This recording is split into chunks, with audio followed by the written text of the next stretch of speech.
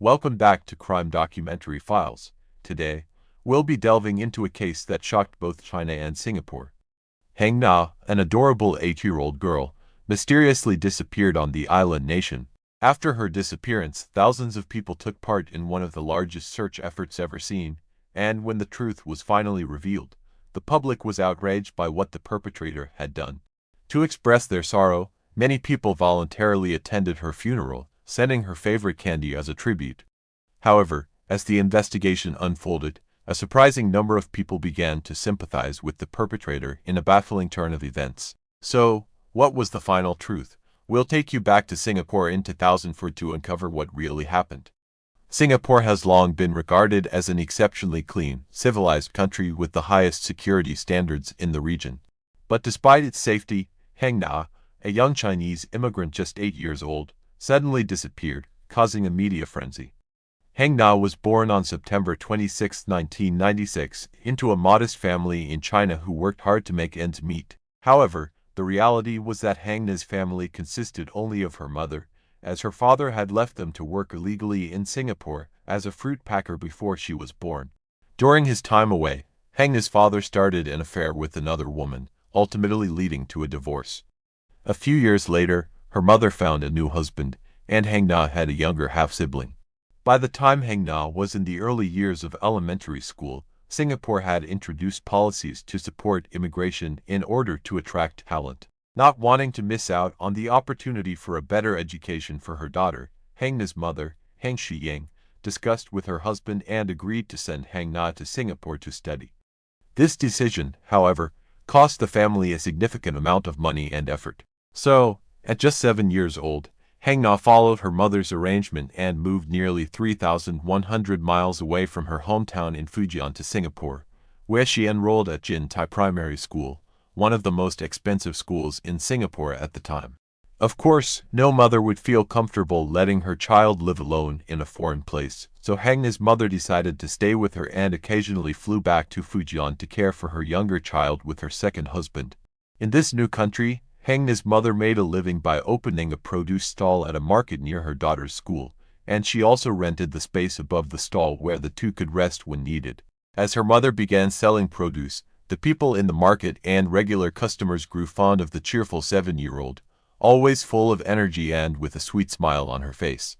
Knowing that her family situation wasn't as fortunate as many of her classmates, Hang Na was exceptionally understanding and well-behaved. She never asked her mother for anything and became a source of emotional support, giving her mother the motivation to keep working. When they had free time to spend together, Hang Na would often tell her mother, "Don't worry, Mom, I'll study hard and become a doctor so I can earn lots of money and take care of you. Won't have to work so hard anymore." But whether it was becoming a doctor or anything else, Hang Na would never have the chance to achieve her dreams. On September 27, 2004, after celebrating a cozy birthday with Hang Na, her mother, Hang Shiying, packed her bags for a 2-week trip back to Fujian to visit her younger child. During this time, Hang Na had to stay behind in Singapore to avoid missing school. Given Hang Na's unique situation, with her mother frequently flying between Singapore and Fujian, it was quite normal for her to take care of herself. She handled her own meals, bathed at public bathhouses, and even flew alone back home for summer vacations. Everyone who knew the mother and daughter duo admired the independence and maturity of this 8-year-old girl. So, when her mother left for this trip, it wasn't anything out of the ordinary for the two of them.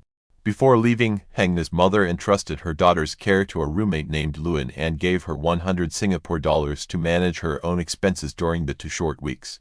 On October 10th, nearly 2 weeks after her mother had left, Hang Na sweetly told her aunt, Li Shukan, that she wanted to call her mom. Since this was a common request whenever Hang Na missed her mother, her aunt had no concerns about letting her go alone. Around 1:30 p.m. After informing her aunt, Hang Na quickly went to the nearby payphone to call her mother. She skillfully dialed the number, and as soon as she heard her mother's voice on the other end, she excitedly began sharing everything that had happened in the days since her mother had left. She also mentioned that she needed an electronic English dictionary and a new pair of sandals since her current ones were worn out. Her mother cheerfully agreed to buy these things for her and promised to bring them when she returned to Singapore. She also advised Hang Na to be patient for a few more days, as her work at home wasn't finished, and the trip might be extended. After a brief 6-minute phone call, Hang Na seemed a little sad as she missed her mother terribly. As for her mother, Heng Shiying, if she had known this would be the last time she would ever hear her daughter's voice, she might have talked to her for a little longer. By around 2:30 p.m. an hour had passed, and Hang Na still hadn't returned. Lewin began to feel a sense of unease. How could making a phone call take so long? A gut feeling told her something was wrong. She immediately went to the nearby payphone where Hang Na had called her mother, but the little girl was nowhere to be found. A wave of fear slowly began to wash over Lewin, filling her mind with dread. She frantically searched everywhere, scouring the market where Hang Na's mother sold produce, and even went to her school, but there was no trace of the girl. Unable to bear the anxiety any longer, Lewin sought help from friends and acquaintances. More than 20 people joined the search, combing through nearby areas, but there was still no sign of her. Exhausted, by 10 p.m., Lewin and the others finally turned to the police for help and informed Hang Na's mother in Fujian immediately. Heng Shiying dropped everything at home and caught the earliest flight back to Singapore to search for her eldest daughter. Once the police took on the case, they didn't waste a second, launching an investigation and interviewing those involved. According to reports, the last time Hang Na was seen was when she left home to make the phone call. She was wearing a jacket, blue shorts, and had short dark hair. Additionally, it was confirmed that Hang Na was just an 8-year-old girl with a sweet, cheerful personality. Her mother, since arriving in Singapore, hadn't had any conflicts with anyone, not even minor disagreements. Both mother and daughter were remembered by others as kind, gentle, and friendly, so the police quickly ruled out the possibility of her disappearance being an act of revenge. Furthermore, Singapore is very small, with a total area of only about 270 square miles, and Hang Na was very familiar with the surroundings where she lived, making it highly unlikely that she got lost. After eliminating all other possibilities, only one scenario remained the most dreaded one. Hang Na had been kidnapped. With the investigation strategy quickly established, the police began focusing on the wholesale market where Hang's mother worked, questioning everyone who was present that day. It wasn't long before they got their first lead on the missing girl. Lin, an employee at a cafe in the plaza near the wholesale market, told the police that she had seen Hang Na that afternoon. The girl was wearing a jacket and blue shorts but wasn't wearing any shoes. Miss Lin said she asked Hang Na why she wasn't wearing shoes, but the girl didn't answer. She just smiled sweetly and skipped away. Several other people in the market also reported seeing Hang Na that afternoon. They said she had been with a man they were all familiar with. They agreed he was a young man, only in his early 20s, who wasn't particularly bright and worked a simple job packing goods. He frequently spent time with Hang and was very fond of her, treating her like his little niece. Following these leads from the market vendors, the police quickly found the young man, who was identified as Tuk Lenha, a worker who packed goods at the market. When the police informed him they were questioning him about the disappearance of Hang Na on October 10th, Tuk Lenha responded with genuine surprise. He admitted that he had seen her that day and had even given her to mangoes, telling her not to wander around and to go straight home. Given his cooperative and honest demeanor, showing no signs of deception, the police gradually dismissed their suspicions and allowed him to go home. During this time, while the police were actively investigating, Hang Na's mother wasn't sitting idle either. 4 days after arriving on October 12th, she printed stacks of flyers with her daughter's face on them, handing them to every passerby on the street, constantly asking if anyone had seen or heard about her daughter. But that wasn't all. Heng Shiying didn't allow herself even a moment of rest. She searched construction sites and water pipes tirelessly, walking from dawn until long past midnight every day, never stopping, fueled by the faint hope that she might find her daughter and bring her home. During those relentless days of searching, a niece called Heng Shiying and told her about a strange dream she had. Hang Na is trapped on a mountain. Although it was only a spiritual or symbolic occurrence, and often these things have no real-world significance, in her desperate state, Hang Na's mother couldn't dismiss any possibility. For many days, despite being physically and emotionally exhausted, she carried her daughter's picture and her favorite teddy bear, hiking up the tallest mountains in search of her child. During this period, Heng Shiying was no longer alone in her search. Reporters followed her, but so did strangers touched by the story of the mother and daughter. They were willing to scour all of Singapore to help. At that point, nearly the entire country was involved in a large-scale search for Hang Na, attracting everyone from business people to retirees, taxi drivers, and many others. One person even offered a reward of $10,000 Singapore dollars for any leads, and another added an additional $5,000 Singapore dollars. Of course, the search teams distributed news photos and flyers about the girl's mysterious disappearance far and wide. The search grew so large that even Singapore's neighboring country, Malaysia, got involved. Some Malaysians joined the search, and a few restaurants near the Singapore border hung posters urging people to look for Hang Na. In just a few days, the number of people participating in the search skyrocketed. A total of 70,000 flyers were printed and distributed, but despite all efforts, there was no sign of Hang Na.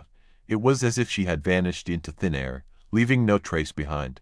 At this point, everything seemed to take a sudden turn when the police decided to reinvestigate, examining all leads and individuals involved, including Tuk Lang Ha. When they brought him in for a second round of questioning, his story changed entirely, raising the police's suspicions. In his second statement, he claimed, "I know where Hang Na is. She was kidnapped by a group of 3 or 4 Chinese men who threatened her." He explained that this was a result of unresolved conflicts that Hang Na's mother had with others at the market, leading to her daughter's abduction as an act of revenge. After providing this information, Tuk Lang Ha even volunteered to help the police by using his connections to contact the group and negotiate Hang Na's release. However, he explained that since he was summoned to the police station too early, he didn't have his phone and needed to return home to retrieve it. Though skeptical, the police agreed and assigned 2 officers to escort him back to his home. After retrieving his phone, they quickly placed him in a car to return to the station for a lie detector test. But at that very moment, something happened that was beyond the police's control. Tuk Lang Ha took advantage of the police's trust. While being escorted, he requested a stop at a restaurant on Pasir Panjang Road, claiming he was hungry. After pretending to go to the restroom, he slipped away unnoticed. When the police realized he hadn't come out for a long time, they panicked and understood that Tuk Lang Ha had built their trust only to use it as a means for his escape. Naturally, when a suspect flees during transport, the police must immediately give chase and call for backup to set up a perimeter as quickly as possible. The same happened with Tuk Lang Ha. However, no matter how many officers they mobilized or how intensively they searched, they couldn't catch him. Tuk Lang Ha seemed to have vanished without a trace. The obvious question at this point was, where had he gone, and why did he run? Before we find out what happened to him, let's take a step back and explore who Tuk Lang Ha really was. Tuk Lang Ha was born on December 16, 1981, in Penang, Malaysia. He was the second of 4 children in a financially struggling family. He lived in Malaysia with his dad. Better job opportunities, however, things didn't go as planned. Without any qualifications, Tuk Lang Ha could only find manual labor jobs. After some time in Singapore, he met a Chinese-Indonesian woman, and they quickly got married and had a son together. It was during this time that Hang Na and her mother met Tuk Lang Ha when they moved to Singapore. They rented a small room in the same building where Tuk Lang Ha lived. From then on, Tuk Lang Ha and Hang Na became familiar with each other, developing a close bond, as if they were uncle and niece. He would often ride his motorcycle to pick Hang Na up, taking her out for fun, buying her small gifts, and treating her to meals at various restaurants in Singapore. Because of this, it wasn't just Hang Na who let her guard down, her mother did too. She trusted and liked Tuk Lang Ha. When the police informed her that he was the prime suspect in her daughter's disappearance, she couldn't believe her ears. She kept saying, "No, it can't be him," and repeatedly asked the police if there had been a mistake. However, the Singapore police were confident in their suspicions, and after Tuk Lang Ha's unexpected escape, their doubts were only further reinforced. Let's take a moment to consider the geography of Singapore at the time of Tuk Lang Ha's escape. Singapore is the smallest country in Southeast Asia, and by land, the only place he could have fled to was Malaysia, his home country. As soon as Tuk Lang Ha's escape was discovered, the Singapore police contacted Malaysian authorities for assistance in tracking him down. The Malaysian police reached out to all of Tuk Lang Ha's family members in Malaysia, including his parents and siblings. Tuk Langho's father, who was 62 years old at the time, told the police very honestly that he had received a phone call from his second son after his escape. In that brief call, Tuk Langho said, "I didn't kidnap Hang Na. I ran away because I couldn't handle the pressure from the police." When the police arrived at their home, even Tuk Langho's older brother couldn't believe his brother was the prime suspect in such a horrific crime. To him, Tuk Langho was a shy person who never even had the nerve to ask for a loan, and he had never been involved in a fight. For someone like that, the idea of kidnapping a child sounded like a far-fetched story. As for the Singapore police, they quickly reached out to Tuk Langho's wife, who was still living in Singapore. She provided the police with similar information to what his father had told Malaysian authorities. Tuk Langho had called her as well, insisting he hadn't kidnapped the girl. However, in his call to his wife, he gave one crucial piece of information. After escaping from the police, he had taken a taxi to the border between Singapore and Malaysia, then continued by bus to Johor, Malaysia. Despite his family's hopes that he would explain what was happening, and even with the cooperation between the two neighboring countries, no further progress seemed to be made. That is, until October 30th, 10 days after his last interrogation and 20 days after the crime, when he voluntarily turned himself into the police in Penang, Malaysia. After receiving the news from Malaysia that Tuk Langho had surrendered and was in custody, Singapore police immediately sent an investigative team to bring him back for further questioning. Realizing he had no way out, Tuk Langho confessed to everything that had happened. On October 31st, a team of over 20 investigators led Tuk Langho to the location where he claimed he had disposed of Hang Na's body on a hill in Telok Blangah Hill Park, just about a 10-minute drive from the wholesale market where her mother worked. After about 30 minutes of searching the area that Tuk Langho had pointed out, officers noticed a foul smell near a withered bush. Upon digging into the shallow soil, they uncovered a cardboard box tightly sealed with tape. Some thick, oily liquid was seeping from the edges and corners of the box, but no other signs were found, indicating that this was just the burial site and not the location of the crime. The box was immediately taken to the forensic center for examination. Forensic experts determined that it was a packing box taken from the place where Tuk Langho worked. Inside the cardboard box were 9 layers of plastic. After peeling away all the material, they found the severely decomposed and unrecognizable body of a small girl, whom we all knew for certain was Hang Na. Following standard procedure, the forensics team conducted a DNA comparison with Hang Na's mother, Hang Shuang, to confirm the identity. The heartbreaking results showed that the body was indeed Hang Na, the little girl they had been searching for all this time. While the forensic team worked on their final report, the police didn't sit idle by. During one interrogation, Tuk Langho gave a statement claiming that Hang Na's death was entirely accidental. He said they had been playing hide-and-seek in the warehouse, but instead of a regular game, he tied her hands and feet before hiding. Tuk Langho explained, "I just wanted to make the game more fun by having her untie herself before she could come find me." However, the physical evidence told a different story. The forensic doctors spoke on behalf of the victim. Their report showed that the direct cause of Hang Na's death was acute airway obstruction. The problem, however, was that since Hang Na had been attacked so long ago and her body was wrapped in 9 layers of plastic bags, it was impossible to determine exactly when the suffocation occurred. Aside from the acute airway obstruction, her face also showed signs of trauma of various degrees to the head, particularly the back of her skull. Due to the body being buried in damp soil for so long, it was difficult to determine which injuries were caused by specific blows. Additionally, when the medical team examined her gastrointestinal tract to estimate the time of death, they found partially digested mangoes in her stomach. There was also evidence of vomit in her mouth, and her rectal area contained fecal matter. Coupled with Tuk Langho's statement that he saw her experiencing convulsions, there were 2 possible explanations for her condition. Either she suffered an epileptic seizure, or the convulsions were the result of external trauma. But that wasn't all. What made this case even more perplexing was that when Hang Na's body was found, she wasn't wearing any clothes in the cardboard box. Additionally, her private area showed clear signs of assault, with visible scratches and bleeding.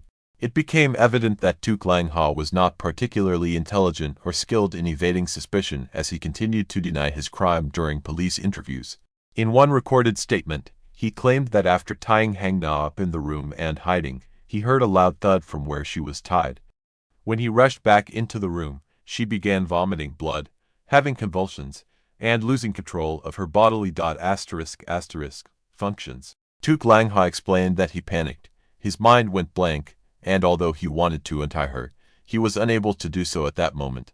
He recalled a first aid technique he had seen online, which suggested applying pressure to the side of the neck in such situations. He immediately attempted this. When using his hands didn't work, he said he laid her on her side and used his foot to press on her neck. Unfortunately, Hang Na did not survive. Continuing his statement, Tuk Langha tried to explain the injuries in her private area. According to him, after his misguided attempts at first aid failed, he saw that things were getting worse. He removed her jacket and placed it over her face to cover her wide-open, clouded eyes in an attempt to ease his fear.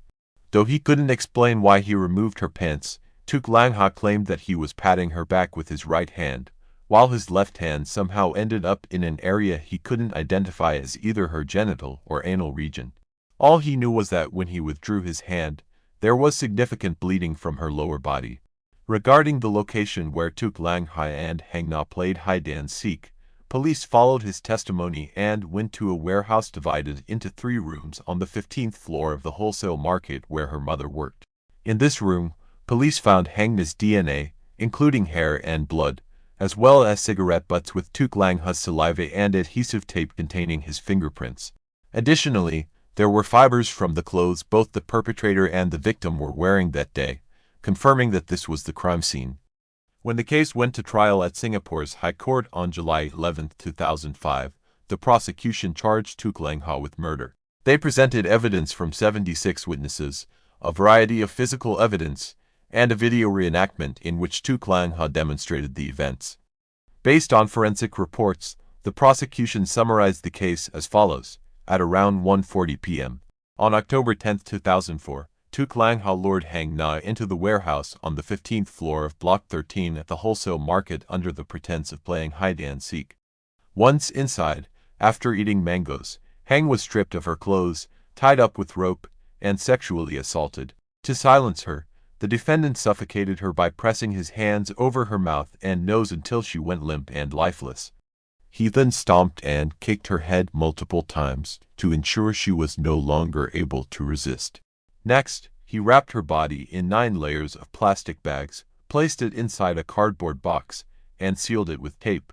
After completing the packaging, around 5:30 p.m. he borrowed a colleague's motorcycle, returned to his apartment, and went about his day as usual. It wasn't until about 8 p.m. that he took the box containing Hang Na's body to Telok Blangah Hill Park, where he hastily buried it. He returned the motorcycle to his colleague around 9 p.m. Faced with these charges, Tuk Langha remained silent throughout the trial. However, his lawyer pointed out to arguments that could either prove his innocence or at least reduce his sentence. According to the defense attorney, while the prosecution had evidence, witnesses, and the defendant's own statements, there was no direct proof that Tuk Langha was the one who caused Hang Na to stop breathing. To clarify further, as mentioned earlier, it could not be conclusively determined whether Hang's airway obstruction was due to being suffocated by having her mouth and nose covered or from inhaling vomit during a seizure. Even the cause of the seizure itself could not be definitively attributed to external trauma or an epileptic episode, as seizures can sometimes occur spontaneously, even if the family had no history of epilepsy. Additionally, Tuk Langha's defense team of 5 lawyers brought in a psychiatrist to testify about his mental instability. According to this psychiatrist, Tuk Langha exhibited symptoms consistent with schizophrenia, such as a lack of emotional response to Hang Na's death and delusional thoughts, like inventing a story about 3 Chinese men kidnapping the victim. Moreover, when his IQ was tested, Tuk Langha's score was only 76, significantly lower than the average IQ in Malaysia at the time, about 92, in Singapore about 105, and even lower than the global average IQ in 2004, which was around 83. However, bringing in a psychiatrist didn't seem to help the defense. The prosecution quickly countered, stating that while Tuk Langha's IQ appeared to be well below average, mental impairment is typically only recognized when the IQ is below 70. Furthermore, neither he nor his family had any history of mental illness. The prosecution also pointed out that Tuk Langha's behavior before and after the crime showed no noticeable differences indicating that he had a very steady psychological state. Another critical point was how he disposed of evidence to cover up his crime. Instead of discarding Hangna's clothes in the market trash bins, he chose to dispose of them in a location without cameras, showing calculated effort in concealing his actions. After wrapping the victim in 9 layers of plastic bags and placing her in a cardboard box, Tuk Langhao remained calm enough to carefully seal the box with tape. When the police questioned him for the first time, he was fully aware that his actions were wrong and needed to be concealed, which is why he was able to lie to the police without hesitation. He even had the presence of mind to steal a police officer's pass to flee from Singapore to Malaysia. As for his capacity and motive for the crime, when police investigated Tuk Langhao's workplace, both his superiors and colleagues mentioned that he had previously tied up a girl with rope to intimidate her because he found her noisy and annoying. Additionally, his relationship with Hang Na wasn't always peaceful, as there were a few occasions when he became so angry that he physically hit her. Therefore, it's not unreasonable to suspect that on that day, Hang Na might have done something that triggered him to act violently again. After intense court proceedings, on August 27, 2005, Tuk Langhao was found guilty and sentenced to death. In January 2006, he filed an appeal, and the case was reviewed again, but the original sentence was upheld. However, his family could not accept the verdict and filed for clemency with the President of Singapore. After waiting for over 8 months, their efforts were in vain and the sentence was carried out on November 3, 2006. As for Hang Na, her funeral was attended by many people who brought flowers, snacks, and her favorite Hello Kitty toys to send her off to her final resting place. But if the story ended there, we would miss a highly controversial postscript. After the case was closed, instead of fading from public attention, negative stories about Hang Na's mother, Heng Shuing, began surfacing online. Going back to the time when Heng Shuing divorced her first husband, she had come to Singapore on a short-term visa. However, she overstayed her visa to work illegally. Eventually, she was arrested, sentenced to prison, and deported back to her home country. After serving her sentence, however, the thought of leaving behind a developed country like Singapore and returning to the rural areas of Fujian, with fewer opportunities to earn a living, was too difficult for Heng Shuing to accept. A fellow inmate reportedly advised her to burn off her fingerprints by pressing all 10 of her fingers against a red-hot iron bar, making it impossible for authorities to trace her later. When she learned that Singapore had introduced policies to attract skilled talent, she paid $8,000 Singapore dollars to a human trafficking syndicate to illegally re-enter Singapore. However, Hang Na, having no criminal record, was still able to enter Singapore legally. After this dark chapter in Heng Shiying's past was revealed, the police immediately investigated and confirmed the story to be true. Heng Shuing was forced to return to Fujian with her daughter Hang Na's ashes, but the story didn't end there. Rumors circulated online about Hang's mother and stepfather's circumstances after returning to Fujian, painting a very different picture than what the public had imagined. It was said that during the investigation into Hang Na's case, many people had donated money and goods in support of the family. Allegedly, this money was used to build a 4-story mansion, complete with a large garage on a small man-made hill, as well as many other luxurious amenities. Upon learning of this, many people began to express support for Tuk Langhao, believing they had been wrong to side with Heng Shuing.